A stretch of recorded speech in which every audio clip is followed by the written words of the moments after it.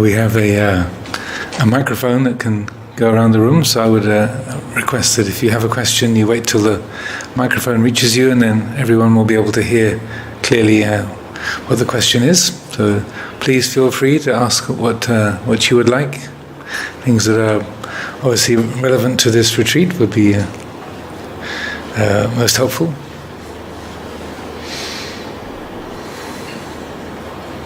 Yes.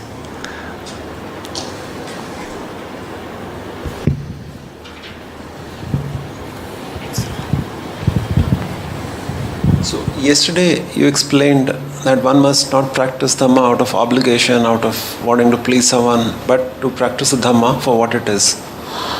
And the question I have is, to know the Dhamma, you still need someone to kind of initiate, guide, or give you some direction. So how to make out that the person giving the direction actually knows the Dhamma?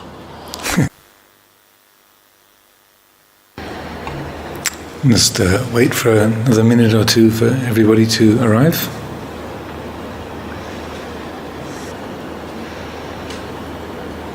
We have a microphone that can go around the room, so I would request that if you have a question, you wait till the microphone reaches you, and then everyone will be able to hear clearly what the question is. So please feel free to ask what you would like. Things that are obviously relevant to this retreat would be most helpful.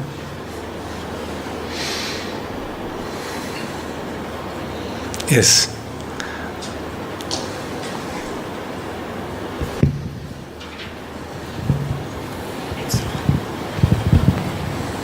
So yesterday you explained that one must not practice Dhamma out of obligation, out of wanting to please someone, but to practice the Dhamma for what it is.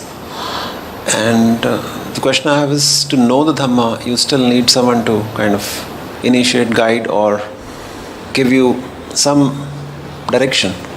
So how to make out that the person giving the direction actually knows the Dhamma? Well, you experiment. So could people hear the question clearly enough? So one of the most significant teachings of the Buddha is the Kalama Sutta.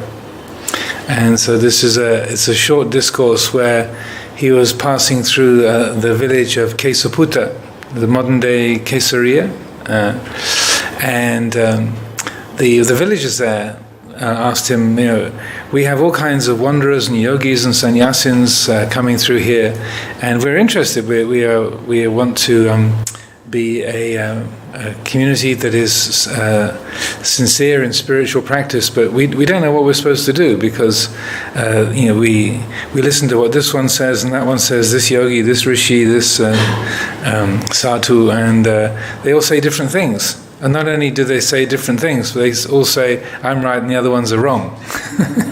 So he said, we're confused. We're in doubt about what we should do, or what direction we should take.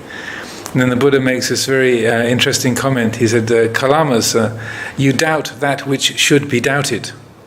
Correct. You're on the right track, because you don't know, so therefore it's appropriate to doubt, to question. And then he lays out this series of criteria or ways of judging.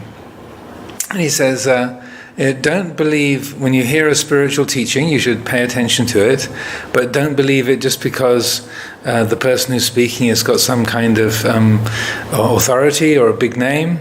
Don't believe it just because it makes logical sense. Don't believe it just because your parents told you should believe it. Or don't believe it just because everyone around you believes it.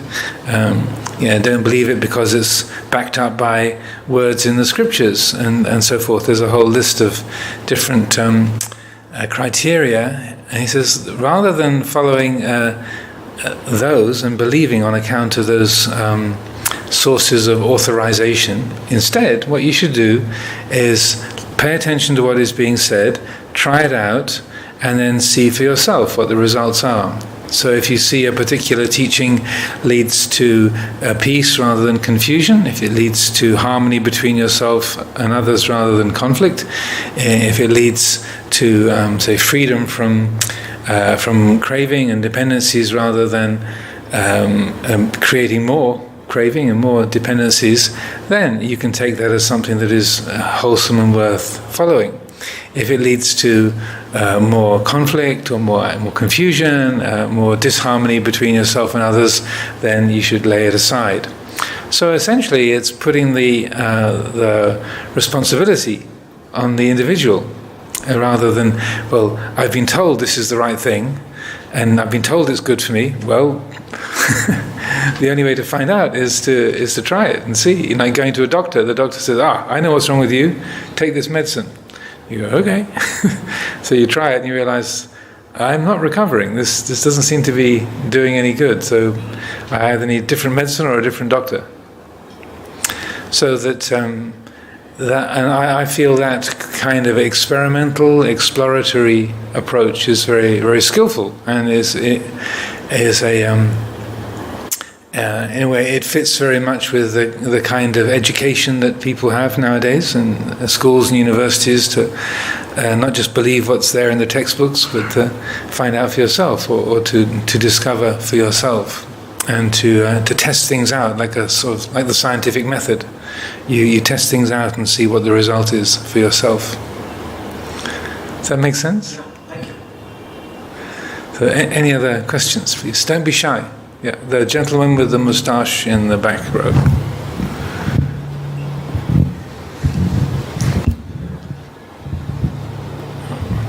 Okay. Ajahn, you said yesterday that we should learn from whatever experience comes in our life. I wanted to know, what can I learn from a state of chronic anxiety? When one worry ends, it hands over the baton to the next worry. What can I learn from chronic anxiety? Well, you can learn that it's impermanent, because I also used to be chronically anxious. It was such a constant a habit in my life. I didn't even know that I did it. I thought everyone was this way, that everyone just worries about everything all the time. Until I'd already been a monk for about 7 or 8 years. It just didn't occur to me that the people did not relate to life with a constant sense of being afraid, being anxious, being worried about things. And as I've talked about this many, many times, so when I began to notice it and realize that it wasn't just a fact of nature, but it was a habit of mind, I realized my basic relationship to life was, if it exists, worry about it. That's sort of the default mode of relating, whether it's something internal or external, whatever it might be. My mind immediately went to worry, anxiety. So I found there was a number of things that were extremely helpful to me.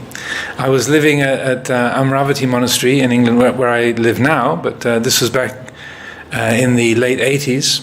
I lived there from 85 to 95. And during that time, Ajahn Sumedho was teaching a lot about mindfulness of emotion. And particularly learning to be mindful of emotion and not so identified with emotion through using the physical sensations that go with an emotion.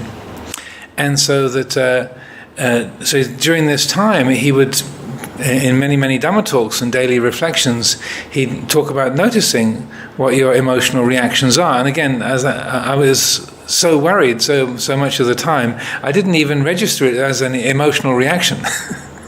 I just thought, this is like gravity, you know. You don't wake up in the morning and think, oh, gravity, you know. It's just there all the time, and as a continuous, steady experience. So as I began to notice that, there is this feeling of worry, and it's something my mind is creating, then I began to use this his approach to developing a mindfulness of emotion.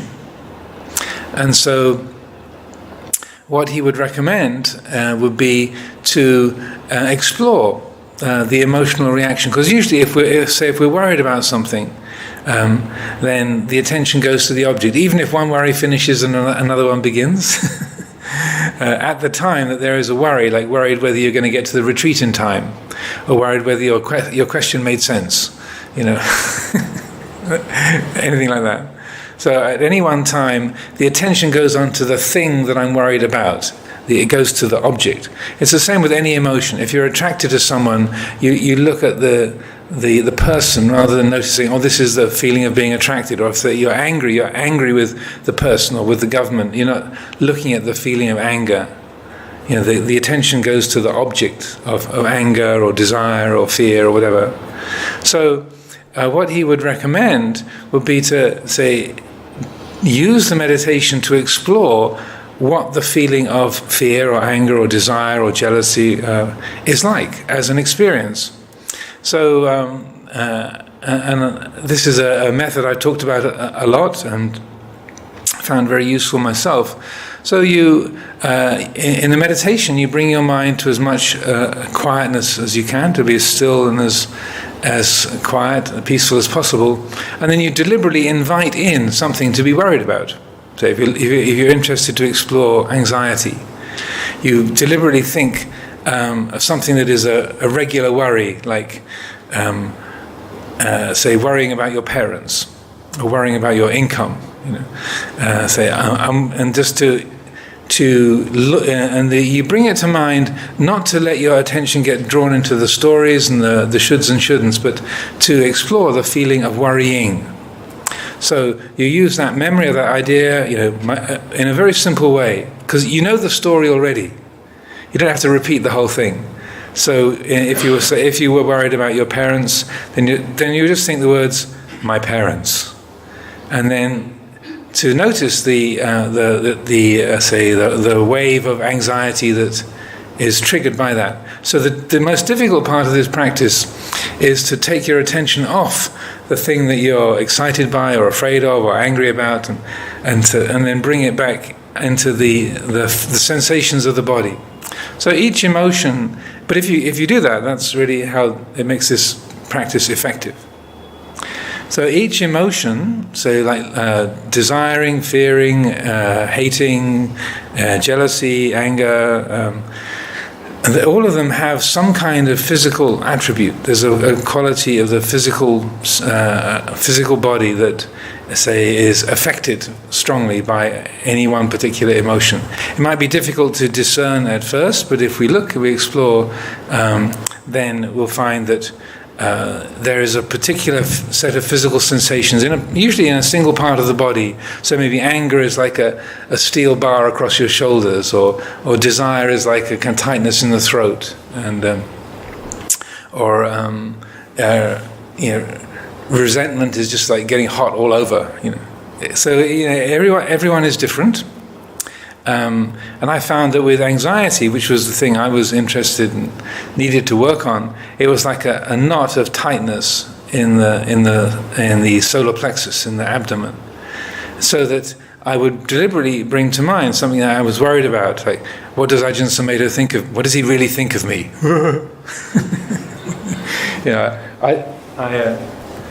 I like to be liked. And I don't like to be disliked. So you really want your teacher to like you. It's kind of ordinary human emotion. You want the kind of strong, important figure in your life to approve of you. So I put in something into my mind like, does Ajahn Sumedho like me? And then you'd feel this kind of tightening in the belly, in the stomach. So then, with this practice, what you do is you bring your attention to the sensation of it. And as I said, the hardest thing is to keep trimming away, letting go of the storying. Yeah, but my parents really have got a problem. I really should do that. The papancha, the conceptual proliferation, easily takes off. So you need a kind of focus and resolution. Say, no, just what's the sensation of this worrying feeling? And then bringing attention to that, say in this instance, in this kind of knot of tension in the belly, then to simply be aware of that sensation. No shoulds, no shouldn'ts, no when is it going to be over, just here it is, it feels like this. So in that moment, what you're doing is you're cultivating a quality of acceptance for that sensation. You're recognizing that worrying feeling is part of nature, and it feels like this. You didn't invent worry. It existed in the world before you were born. As you see, that when you stop worrying about one thing, you just worry about another. It's a condition in nature. It's non-personal, really. So what you're doing with this is there's in a way, learning to see that emotional reaction as a pattern of nature rather than my personal problem or a thing that I've got to get rid of, but rather this is how anxiety works. It's like this. So you're sort of changing the perspective on it, and then that quality of acceptance. What's in a sense most revealing is that regardless of what the emotion is, even if it's something really unwholesome, like kind of anger or violence or desire for revenge or something like that, when you look at it in the body, it's only a sensation. So as I was leading this workshop in beer in Deer Park Institute, and I was talking about the same subject there, and I said, I felt kind of robbed because I'd spent all my life trying to get away from this anxious feeling, huge amounts of time and energy and effort trying to not feel this. But when you actually bring your attention to it and you say, okay, how does it feel? What's here? Then I felt kind of ripped off. Like, it's just this? This isn't even like a headache. It's not even like a twisted ankle or a stone in my shoe. It's nothing much at all, really. I mean, it's not pleasant, but why do I spend so much time and effort and money getting away from this, trying to not feel this when it's really not that bad? So I sometimes find myself kind of laughing at it. So what you find is that when there is that quality of a radical acceptance of that sensation, here it is, it's just like this, then that's where, in a way, the essence of loving kindness, metta, the essence of metta is that here it is, this belongs. You're not contending against it, you're not arguing against it, you're not saying it shouldn't exist. Here it is. You're not saying that you like it, but you're saying, here it is. And then what you find is that the degree to which you can accept and fully know the physical sensation, you begin to be able to accept the mental side of it, the emotion as well. Oh, this is just that worrying feeling. That's all. You know it as a mental reaction rather than my problem that I've got to get rid of. It's just more of a natural pattern, a feeling arising in the mind. So in this practice, then, sustain the attention on that feeling, the sensations that are there with that emotion for a time, say 5-10 minutes, and then consciously start to let it go. So, and for that, say today I was talking about the mindfulness of breathing, so that using particularly the out breath, the exhalation, as sort of the natural way of relaxing or letting things go. So focusing on that sensation and then using the breath, particularly the out breath, to let that fade away. So you're no longer trying to sustain it or focus on it to sort of bring it alive, but you're in a sense letting it fade away. Sometimes it takes 5 seconds to launch it and then 45 minutes to let it go if it's a very strong reaction. But it's important to just stay with it until the reaction has faded completely. So then, eventually, the body is back and the mind is back where you began. There's a quality of focus, of stillness, of peacefulness. So during that process, you've watched the whole life cycle. This emotional state has been born. You triggered it. You kind of planted the seed. It was born. It grew up. It did its thing. It lived its life, faded away, and came to an end. But during that time, it was fully accepted and known through that whole cycle. And so during that, it's not just an idea of, oh, this is just an emotion, but it's actually like a change of attitude, a change of heart in relationship towards that. So if you develop this, then you can run maybe 2 or 3 cycles or 3 or 4 cycles of that process during one meditation sitting. And as you develop the skill of doing that in a meditation sitting, then, and this is the really useful part, in your ordinary everyday life, when you have that anxious feeling of, am I going to miss the plane? What does my boss think of me? How am I going to look after my parents? Then you develop that ability to take the attention, even just for a moment, off the object, and then bring it back in. Oh, this is that worrying feeling, worrying about the plane, worrying about my boss, worrying about my parents. It's that worrying feeling, and you know it. You know it's just that worrying cycle, and you can stay with it. And if you then notice it, then carry out that same kind of relaxation of the body. As I developed this, because I had such a strong habit of this, I decided to make it the main focus of my meditation for as long as it took. So this was really the main meditation I did for about 2 or 3 years in Amaravati, so 88, 89, 90. That's sort of my main Dhamma project, was using this kind of practice. So as time went by and I began to develop that more and more, if I was, say, talking to someone and thinking, oh dear, I've forgotten what I was saying, am I repeating myself, what do they think of me? Oh, it's that worrying feeling. And I would, even as the conversation was going on, I would say, bring the attention into my belly, I'd let myself relax, and then allow that anxious feeling to dissolve.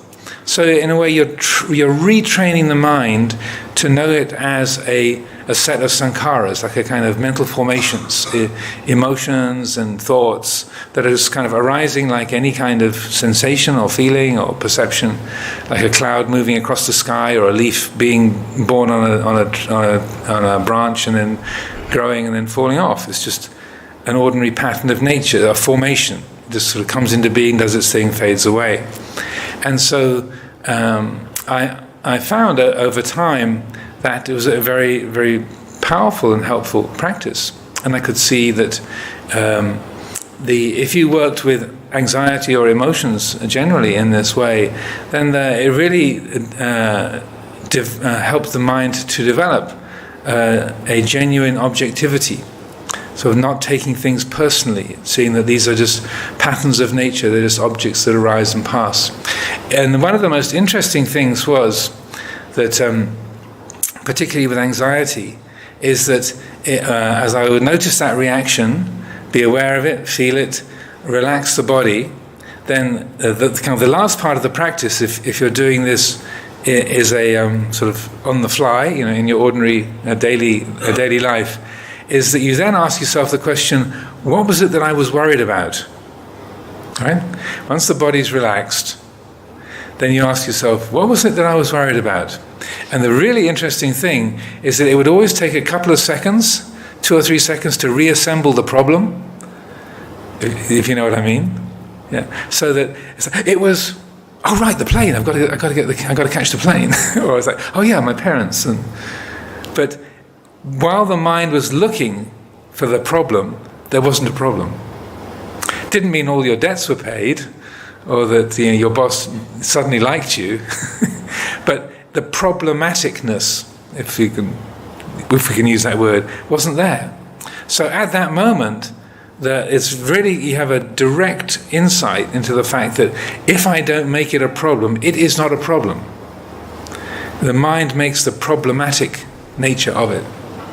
So, with chronic anxiety, that was how I worked with it, and for myself, it worked marvelously. So, I had to make it a project for 2 or 3 years, but at the end of that time, I'm not making any claims, but my mind does not create anxiety in that way. It relates to uncertainty in a completely different way, so that I can speak from direct experience. This really works, So I would encourage you to try that. So you would recommend even doing this entire exercise of watching the sensation at the point of anxiety in real life? Mm-hmm. Yeah, you can do the whole thing in about 5 seconds. It's very useful. I mean, once you sort of develop the skill, so that someone's coming at you like, how dare you, you shouldn't do this, and you're kind of, and then even as someone's sort of giving you a bad time, you can bring your attention into the body, notice that feeling, relax, and then notice, oh my goodness, they're still talking to you, and you're hearing what they're saying, but the mind's relationship to that changes radically. And in a way, it also helps you to be more mindful of what they're saying, and more able to respond in a skillful way.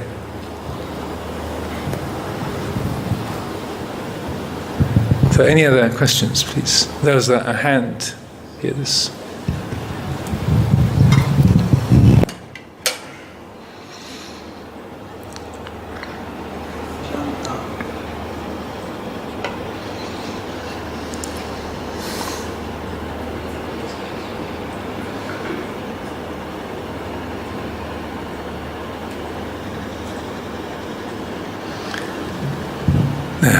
Yes. Okay. Ajahn, in the Mangala Sutta, the Buddha says, Sevanacha Balanam, not associating with the foolish or unwise. Mm-hmm. But if your work or if your life makes you engage with people who, all the time in that sense, and I also see that it does affect you, because your practice is not strong. How does one work on it or deal with it? Funnily enough, you're not the first person to ask that question. Last week, someone said, I was talking about this, about how to carry on one's practice or focus of practice of Dhamma in the more active and engaged aspects of our lives. And I was saying how having good friends, the Sapurisa Sangseva, is drawing close to good people is really important. And I quoted the same thing, first line of the Mangala Sutta, Asevana Chabalanang. And they said, well, you should meet my family, Ajahn. Sometimes association is kind of obligatory. So we do the best we can. Whether the balas are in our family or the people that we work with, then essentially, you recognize life is not completely under our control. That's part of the reflection on anicca. Uncertainty is also that we never know quite how each situation is going to turn out, and also the reflections on anatta. We're not the owner, we're not the controller, we're not in charge. We might like the illusion of being in charge, but we never really are. So, we do the best that we can. One of the interesting things that comes up around this is the kind of social pressure that we have. And so, like a discussion, some of you were there in Beer last week, and we might remember this discussion that we had in the group there. It was a very varied group. So about half the people there were from India, and about half were from all over the rest of the world. So it was about 60 people with a very wide range of backgrounds and nationalities, languages. So but in most countries and most cultures, there's a kind of social pressure that we have. So if I'm working in an office with you and I'm excited about something, say, oh, have you seen this new movie? It's incredible, it's amazing, it's fantastic. And you're really not interested. Then if you say, I'm not interested, I'm not excited about that movie, then there's a sense of, oh, you're rejecting my excitement, therefore you hate me, or you think I'm a fool, or you're rejecting me. So oftentimes, just in order to, express or to show our sense of companionship or our affiliation, our sense of connection with somebody, we play along with their state of mind. Or like with Bala, with kind of foolish people, then they are kind of excited or opinionated or angry about various things, politics and family and so on and so forth. So there can be this feeling of being obligated to join in and to be friendly, right? Yes. So it's something to do with also wanting their approval. Wanting their approval. Wanting their approval.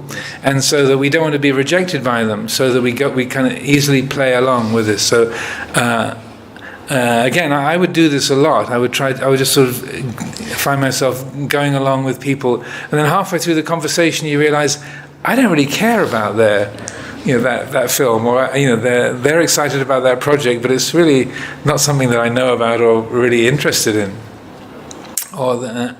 But just like with a child, that a child can come up to you with a drawing and say, "Look what I did! Look what I did!" And you go, "Oh, it's beautiful. What is it? Yeah. Is it a tree? No, it's a horse." I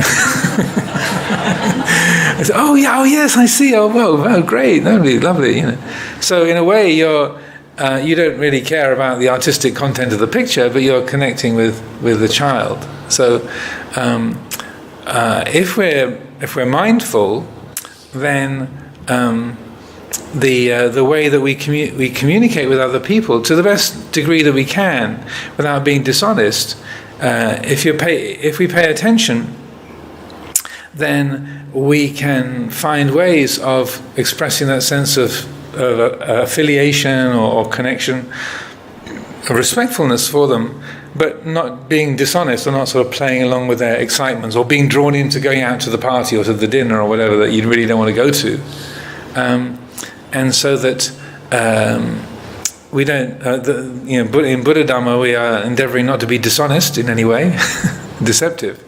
But if we are, in a sense, more confident within ourselves, it's like even if they have the attitude, if you're not like excited like me, then you hate me. Say, well, if they have that point of view, that's their business. I don't feel that way.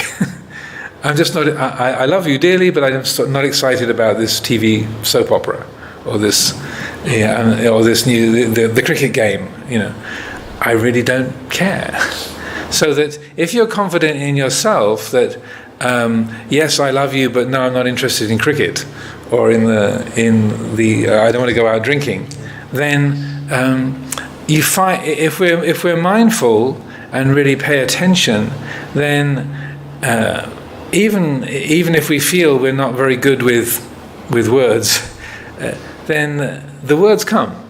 I would say that we find the words to say, well, I would love to be excited, but somehow I respect you and I appreciate the fact this is really important to you, but I've really got something else that I want to do, or I'm not particularly interested to spend my whole day at the cricket match. And so maybe somebody else will be much happier to go along with you.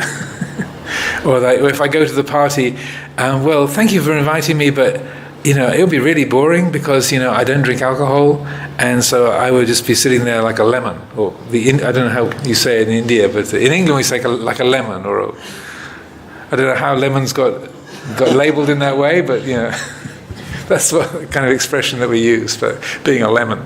And so what happens if you are, in a sense, confident in your own attitude? You don't have to feel like you've got to prove something, but yes, I respect this person, I have affection for them, I care about them, but I'm just not interested in doing what they're doing.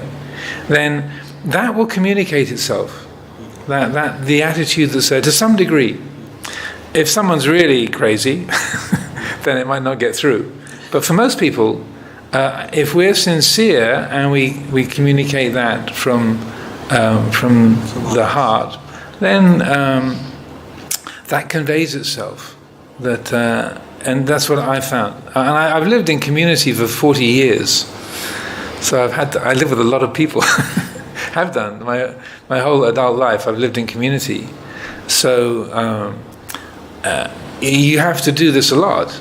Work with this a lot, receiving things that people are upset about, or they're worried about, or they're excited about, or they have strong opinions about.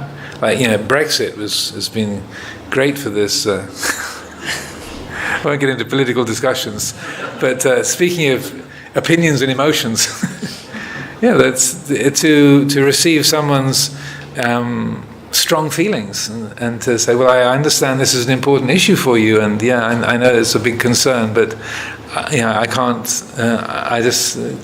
It doesn't sit in my heart in the same way. I don't find it something that is so bothersome or so difficult. I don't have strong opinions arising about it. in America, it's almost illegal. I lived in the States for about 15 years, 20 years, and so my accent isn't 100% English. I have bits of American accent in there as well. So it's almost illegal not to have an opinion. So people come up to you and say, "What do you think about George W. Bush, Ajahn?" And you say, "I don't think about him." No, what's your opinion? What's your opinion? What's your opinion about him? And say, "Well, I don't have an opinion." What? Yeah. But you can say that. When people say, "What's your opinion?" You say, "I have no opinion." Yeah. Well, and it can be about anything in our life. How to run the Buddhist group, or what's going to happen in the soap opera, or the current Indian cricket team. The selectors are obviously complete idiots, aren't they? What do you think? Well, I don't think about it actually. And you can say that like, "I don't think about it," and make it a kind of arrogant attack. But also, again, if you're coming from that place of sincerity, it's like, well, to be honest, I don't have an opinion. And if it's coming from a genuine place, it can be a kind of relief for them. Oh my goodness, you can go through life without having an opinion about this? Wow. So that it can be a bit of a gift to others as well. So that also, particularly if the people that are difficult are in your own family, that they're your sisters or your brothers, or your parents or your children, you can't get away. So you have to find ways to relate to that. And so, for example, in my family, they've never been enthusiastic about me being a Buddhist monk. And both my parents have passed away now. But even to the point when they both died, my father in the last couple of years, he was a bit more understanding, but essentially they didn't like the idea of me being a Buddhist monk. My younger sister has a bit of empathy for it. My elder sister, absolutely not. When she comes to visit me, she won't even go into the monastery shrine room. She finds ways to she came all the way to see me in California and wouldn't go in the shrine room, the monastery. Kind of avoiding the fact that I'm the co-abbot of the monastery, but basically I'm her brother. I'm her baby brother, and that's my role in the universe. And the fact I happen to be dressed like this and living in a monastery with all these other monks around, it's kind of... that's all somehow edited out of the picture. The English are very good at that sort of trimming away the things that are uncomfortable that they don't want to talk about. So anyway, I'm not trying to malign my sister, bless her heart. But I have to find ways to relate to her where basically Buddhism does not come into the discussion. It's my entire life as an adult has been around Buddhism and monastic life and meditation. It's really intimidating for her. She can't deal with it, so we find other things to connect around. And so that, then the reason why I mention it is if you don't respect where other people are, even if you think, well, they're really foolish to not see things in this way, if you are sort of demanding of how they should see things, you just create conflict and friction. And so I find that there are ways that you can connect. There is common ground, of course, because we're human beings together, or also family members together. So there's things that you can connect with, and also you can convey those qualities that you want to convey, and not with saying that, I am now practicing loving kindness towards you. Rather, just the way that you are unselfish, or you're thoughtful, or you pay attention, or you've remembered something that they said last week, and you can quote it back to them, that, oh my goodness, he was listening to me, amazing. And that we can find ways to connect and to find common ground, even when people are acting in such a fashion as to be kind of showing that, well, it's just they're really foolish or obsessed with something really unhelpful or ridiculous. And so if someone's behavior is really destructive and is harmful not just to you but to others around, then you have to I would say it's skillful to creatively think, well, how can I bring this up? Because they're wrecking their own life and they're wrecking the lives of people around them. So, okay, I have to wait for the moment or the way to address that. But I feel it's also important to respect people's right to be foolish. In our eyes, it's up to them. Yeah, and that if I sort of stepping into the picture to say, I'm going to straighten you out because I think you're a foolish person, and you need to be wise like me. I mean, I'm kind of exaggerating it. That's not going to have a good effect. But if you are genuinely respectful, just like with a little 2-year-old, who's shown you the picture of a horse that you thought was a tree, if you're genuinely respectful, then that child will know, this fellow is a good person. I can relate. This is a nice person. This is a good person. If you say, that's the worst looking horse I've ever seen, that's ridiculous. It's only got one leg and branches. Those look like branches. It looks like a tree, not a horse. Go and do it again. The child is not going to want to be around you, because you're kind of, there's this ridiculously demanding attitude. So often it's that sense of respect and connectedness, establishing that sense of common ground either across ages or nationalities or the different backgrounds. Then that creates a ground for not just making your own life better, but also helping that other person to draw closer to more beneficial qualities. In my family, when there's a crisis, when there's a death in the family, there's like a 3-day window where spirituality becomes meaniful. And people want to learn about meditation, and after 3 days the door closes. It's like the window shuts, and it's back to talking about soap operas and planning for the next holiday and home improvements and such like. But that it's often when there's a crisis, like a death in the family or some kind of disaster, then the bigger questions in life become more real, come closer to the surface, and then often you can connect more completely and more usefully at those times than other times. So, any questions from this side? Everyone's very quiet over here, so don't feel left out. Yeah, this gentleman at the front here on the.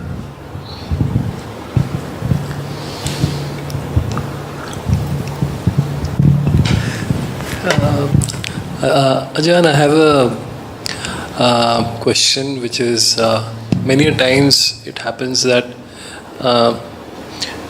even asking a question, I feel that I want to hold it. You want to hold it, and maybe the answer will emerge if I stay put. Mm-hmm. And I'm always wondering that what is that line? How much? Till what time should I hold, and from which point I should ask a question? And I also realize I'm doing exactly the same by asking this question also. Well, a very interesting comment that Ajahn Chah made many years ago. I think he made the observation many times when somebody. In a session like this, he would receive people under his kuti, like they had like a kuti up on stilts, and his living area was up above, and then he'd have a reception area underneath, and he would sit there and receive people all day long, kind of every day. And after he'd been sitting there for 3 or 4 hours, talking with people and answering their questions, somebody said, Lumpo, it's kind of amazing how not only do you seem to be able to help everybody who's asking questions, but you have this kind of knack of getting them to answer their own questions. That you talk with them, and then over and over again, they actually come to the conclusion. They kind of answer the question for themselves. So, how do you do that? And then he made the comment, if they didn't already know the answer to the question, they couldn't form the question in the first place. So you just help them to get back to where the question came from, and there they find the answer. If you can follow that. So it's quite a knack. But that, I think, is an interesting thing to contemplate. And what you're describing about, I would find myself in that same sort of situation. I was a very junior person, and I'd be sitting there, and there'd be many other senior monastics or other lay people around, and I think, I want to ask the Ajahn this, either Ajahn Chah or Ajahn Sumedho. So, and then as you're sitting there, then there's this sort of internal reflection, this sort of yoniso manasikara factor that is looking at your own question. You say, well, if I asked him, then what would he say? And then almost immediately, well, he would just say this, or he would probably say that. And it's coming from your imagination, but also your contact with that person. And that, in a way, your sort of idea of Ajahn Sumedho, in this instance, or Ajahn Chah, would be just, basically, you're drawing upon your own wisdom factor, your own wisdom faculty. And so that it's, in a sense, what Ajahn Chah was saying, you're drawing upon your own innate understanding of how things work. And that the person in the teacher's role is just like a catalyst that helps you to arrive at that, to recognize that through your own wisdom for yourself. That makes sense. So that in a way, if a teacher just answers the questions in the terms that they're asked over and over again, they're not being so helpful. So I'm really bad at that, because I keep doing, that's what I've been doing for the last 35 years. Is that people ask a question and I will answer it in the terms. And I keep thinking, I should develop that skill of helping people to answer their own questions. But I've never really managed to learn how to do it. But essentially, that is the way that we learn best. Rather than having an authority figure saying it's like this, it's like that, and then someone being, say, convinced, or that sounds reasonable, it's more effective if we learn for ourselves. If you're a school teacher or a university teacher, and and if you demonstrate to the class, okay, this is how this experiment works, or this is how you write this sentence in German or French or Hindi, then the students can watch you doing it, or they can copy it down, but they're not going to learn in the same way as if, okay, here are the ingredients, you do it. You put them together and see how it works for yourself. That when the student kind of experiments and tries to get it right for themselves, then they fail a few times, but then what they learn when they finally get to a successful result, they know how it's done. There's a much more complete learning because they've learned for themselves. So Ajahn Chah had this particularly brilliant knack of say, being that kind of a catalyst, and could you sort of receive a question and kind of take it apart, hand the pieces back, and then let the people put it together themselves. So a way that you can develop this also in the meditation is a kind of reflective practice. So often, again, as someone who's in the role of being a spiritual teacher, people often ask me to solve their problems for them. Say, Ajahn, what should I do? I've just failed my university exams. What should I do? Should I resit my exams, or should I drop out and go to India or Thailand? What should I do? Become a monk? And so I always say to people, I don't make anyone's decisions for them, but I can help you to make decisions for yourself. And that's also, as a monk or a nun, you're actually kind of forbidden to make people's decisions for them. It's up to people to make their own life choices for themselves. So you can use the meditation for yourself to develop this process, whereby if you have a particular issue you want to clarify, often just sitting down and then considering what's the question. Just to say, what do I really want to know? What is it that I'm trying to understand that I don't understand? And to sit on that for a bit, to put everything else aside and just sit with that. Okay, what is it that I don't understand that I would like to understand? And so then sit with that until a particular phrase, a question, takes form in a short sentence or sentence. What am I going to do about my brother? Or should I go traveling this year or next year? Whatever it might be. So sometimes, just in the process of clarifying what the question is, as you write the question, you think, okay, I know.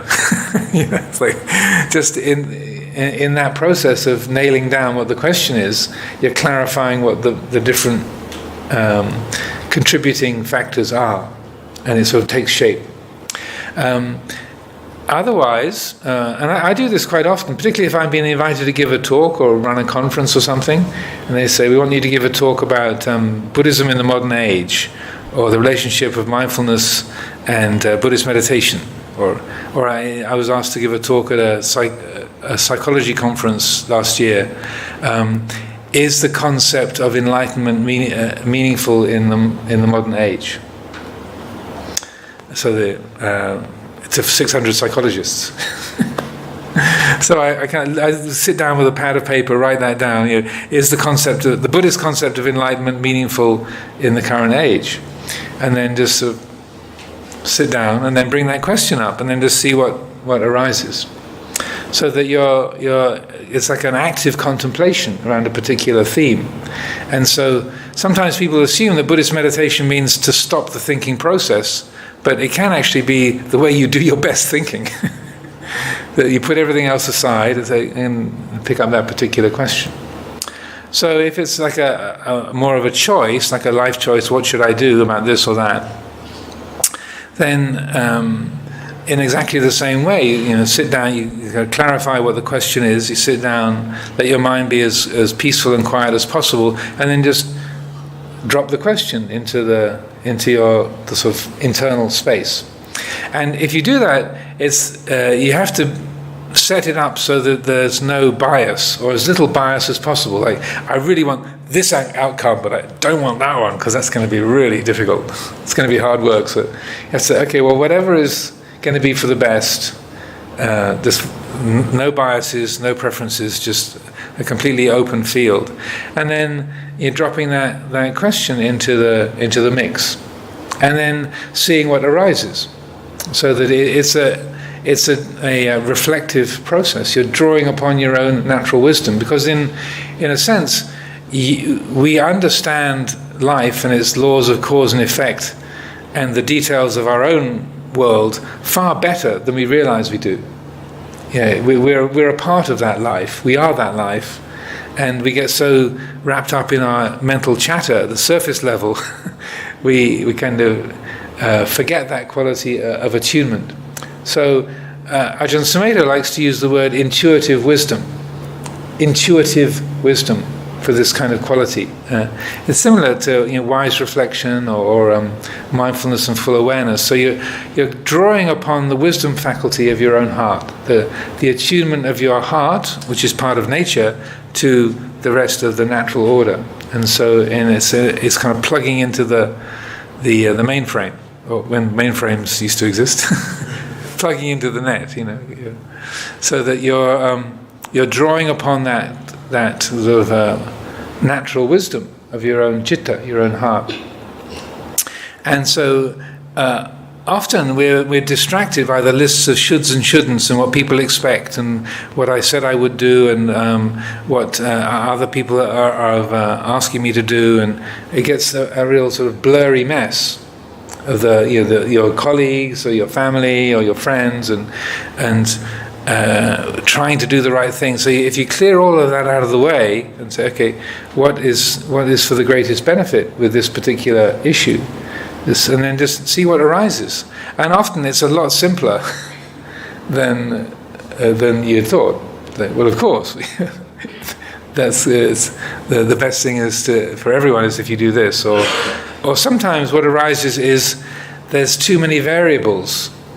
It's not knowable right now. So like if it's dark or foggy, and so the air is foggy and you can't see, turning up your lights, your headlights isn't going to make it better. Blinking doesn't make it better. It's foggy, you can't see. So you just have to wait till the fog lifts. So sometimes the issues in our life, the reason why there's no clear way forward is because it's not knowable right now. That there's too many unknowns in the mix, and it's not through a lack of wisdom or a lack of effort. It's just right now this is not knowable. It can't be clear. So all you can do is basically you know that you don't know, and let yourself be patient with that, and then things shift, and then the fog lifts after a time, and then okay, then things become a bit clearer. So often, particularly if we have a very active thinking mind, we try to think our way to certainty. You're caught up in a doubt. It's like a courtroom battle. I don't know if you're a lawyer, but or if you imagine a courtroom, the lawyer for the defense and the lawyer for the prosecution, they can argue against each other, and your list of shoulds and shouldn'ts, pros and cons, and eventually, okay, I'm going to go for this one, and then it immediately goes to appeal.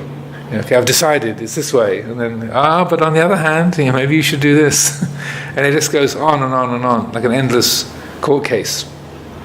So when the mind is lost in doubt like that, then this is a really helpful way of working with doubt.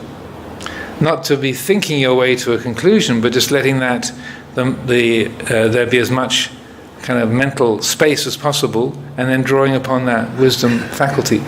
But also, in terms of dealing with doubt, as I said, that sometimes it's not knowable, and that just to know that you don't know, and that this time it's not knowable, then you haven't got an answer, but there's no suffering. There's actually a Pali word, ananya tanya samitindriya, the faculty of knowing the unknown. Like you know that you don't know. Ananya tanya samitindriya. And that's really important, because we often want to fill up the unknown with an idea or a plan or an opinion. But say, well, right now it's not knowable. It's not clear what the best way forward is. So just wait, be still, pay attention, and then see how things evolve. Okay, one more. Yeah, at the back there. Yes.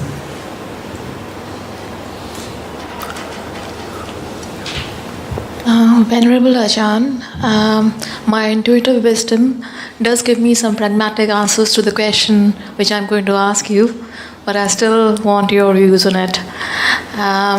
The question is about the precepts, the 5 precepts. The first precept regarding not telling the lies, I wanted to know whether it's okay to tell white lies. Like if I see a man running after another man with the intention of killing him, and suddenly the attacker loses sight of the victim and he asks me, where has the victim gone? And I can see it, but I have to lie because I have to save that man's life, but I am actually lying. So white lie in that sense. Second question would be regarding the second precept. This is about killing of insects or killing of any living beings. So you have That's the first precept. Oh, sorry. I've got my order wrong. So there's an epidemic of malaria or plague or anything like that, and you have your house infested with mosquitoes, and people are coming there to spray the mosquitoes, and so they are being killed, and and they are carrying the vector which causes malaria. So what to do? And lastly, about another precept. That's we got. But this is just one 2 questions is enough, I think. But this is all about precepts. It's one question with 3 parts, right? I'll say it anyways, and I'll leave it to you. This is about sexual misconduct. So it's very clear when somebody commits an adultery that shouldn't be done. But what about the things like, masturbation, oral sex, or using sex toys? What is your take on that? Thank you. Well, so going through those bit by bit. The Buddha made well, you were in beer, so you heard me speaking about that, the 4th precept there, that the Buddha makes a particular point. The 4th precept is to refrain from lying, musawada, and that and the advice also he gives to his son Rahula is that there is no occasion in which telling a lie is something that is, say, virtuous.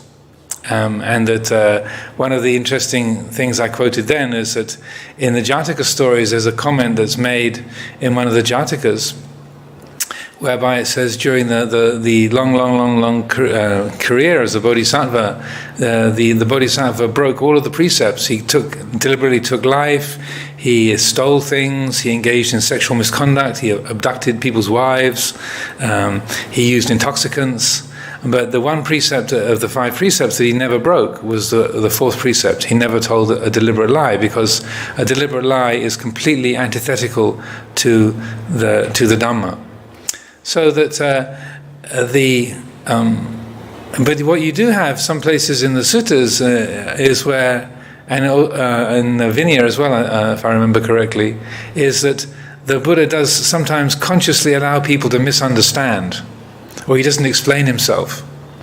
And so usually in order for someone to learn a lesson, but he allows himself to be misunderstood, or he doesn't tell the same story. So again, with your advice about someone who's chasing after someone to kill them, I've never had to deal with that situation. I don't know if that's actually a memory of yours that you, or that's a hypothetical situation. Because essentially the main thing you would do, you would be mindful. So like Ajahn Sumedho would often say, when he was a student in Berkeley, people would say, and he was very much a kind of pacifist and sort of out marching for various causes, and they would say, what would you do if a maniac attacked your mother? Would you be violent? If you're advocating ahimsa, non-violence, if a maniac attacked your mother, what would you do? And then he said at the time, it was one of these big moral issues that you'd argue about as a Berkeley student in California in the 60s or 50s he was. But he realized as a monk, I don't know what I'd do. I'd do something. But you don't know. It's never happened. And I am sure I would do something appropriate that would help my mother. But I don't know what I'd do, because you don't know. Who is it? Who's attacking? Why are they attacking? Where are you? Can you turn the lights out? Can you... what are the things that are available to handle the situation? You don't know. So he said it's a hypothetical situation. But also... as I said, the Buddha sometimes allows people to misunderstand him, or he doesn't tell the whole story. So, for example, there's a time when he was walking along the road with an attendant monk, just the two of them walking together, and they come to a fork in the road, and they're on their way to Rajagaha. And they get to the fork in the road, and the Buddha heads to the left, and his attendant says, "Excuse me, Venerable Sir, the road to Rajagaha is the right. Yes, we need to take this right road." And the Buddha said, "This is the way to Rajagaha." And he said, "I'm terribly sorry, sir, but I know you're the fully enlightened Buddha, but actually, this is the road to Rajagaha." And the Buddha said, "Of course, they do this 3 times over. So every Buddhist story it's always 3 times over."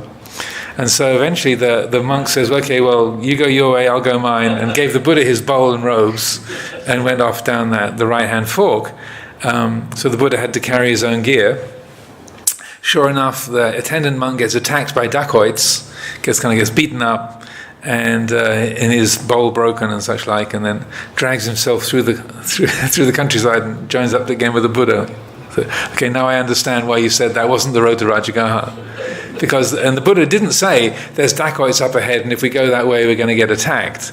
He let the monk go down that way with the knowledge that he was going to get clobbered, apparently. But he didn't spell it out. So he let himself be. He let the situation unfold. So there are times when we can skillfully speak as much as is true, but we don't have to be deceitful. But we can allow people to make their own assumptions. Then the teaching about the first precept. So, with all the precepts, they're precepts. They're not sort of diktats, and so they're guidelines for behavior, and so that you are respecting the life of all other beings. Because if you're a mosquito or you're a termite, a mosquito is not deliberately spreading malaria or dengue fever. It's just trying to live its life. And the life of a mosquito is just as important as the life of the human being. So we need to to respect that. So panatipata, that first precept, is that fundamental respect for life. But sometimes there are living situations where it just, like say with dengue fever or malaria, that if you don't allow some destructive action to be taken place, something far worse is going to happen. So once in a while that does occur. So like at Ajahn Chah's monastery in northeast Thailand, they have red ants and black ants. And every year the red ants and the black ants would have a war with each other and they'd kill each other. Like a lot of the ant troops would kill each other. One year the red ants failed, so there weren't any red ants. So the black ants kind of multiplied to kind of gigantic quantities. So everywhere in the monastery there were these troops, millions and millions and millions of black ants, all over the pathways, all over the kutis, on the steps. Everywhere you went there were these ants. And this infestation, this kind of plague went on and on and on through a long time. So there were many Sangha discussions about what to do, and of course you're trying to sweep them out of the way and not hurt them and do what you can. And the army came along and said, well, we can spray the place and with DDT. This was in the 60s when DDT was still used. And so they resisted that and said, well, no, we'll try and work around it. But things went on, and there was also so much struggle within the community, or people trying to live their lives or do anything without killing the ants, and people being caused so much distress that eventually Ajahn Chah just said to the army that I give you permission to come in and do whatever you need to do. So that you tried everything possible to ameliorate the situation, but eventually he allowed the army to come in and spray and to kill off the ant populations. A similar thing happened in Abhayagiri monastery. When I was living there in Northern California, we had a cockroach infestation, and they are extremely successful there, and so that we try to prevent them coming into the building and guard against it. But at a certain point, this whole cockroach infestation got completely out of control. They were living in the walls. They were everywhere. Even in the clock on the microwave, there was a cockroach inside the little digital clock on the microwave. It's like, where are you not? And again, similar to Wat Bapong, we had many Sangha meetings. We could do this, we got to do that, but then it's a health hazard. And then also, we would have been, the whole monastery would have been shut down, and everyone would have been sent away, and by the local authorities, because it was a health hazard. So after many discussions and anguishing, then we decided to let the sprayers come in. But then we only did that on the basis of, okay, we now know a lot about cockroaches. We became real cockroach experts. And so we learned how to make it a completely cockroach-unfriendly environment. Like there's no moisture left around, all the surfaces are cleaned with detergent, with these kind of particular chemicals, everything, all the kind of cracks are sealed, and so the whole building was made into a completely unwelcoming environment. And that was the basis that we could agree, okay, if we do this, if we are disciplined about this, then okay, we'll let that happen. But also, it was not the monks who called that in. It was like the lay stewards who are responsible for the trust. They were the ones who made the call to the exterminators to come and take care of it. And so since then it's not been a problem, because those disciplines have been involved. And then the last question about the third precept. Yeah, basically, if you're with the third precept, if somebody's been taken advantage of, some agreement is being betrayed, so like having sex with somebody else's partner when they haven't told their partner, then that will be against the precepts. Or say between a teacher and a student, or an older person, a younger person, a jailer and a prisoner, those are all against the precepts. But essentially, what other consenting adults do without anyone being deceived is up to them. So the Buddha never makes any criticism of King Bimbisara or King Pasenadi for having like dozens of concubines, having a whole harem of women as part of their royal court. There's like no comment, So people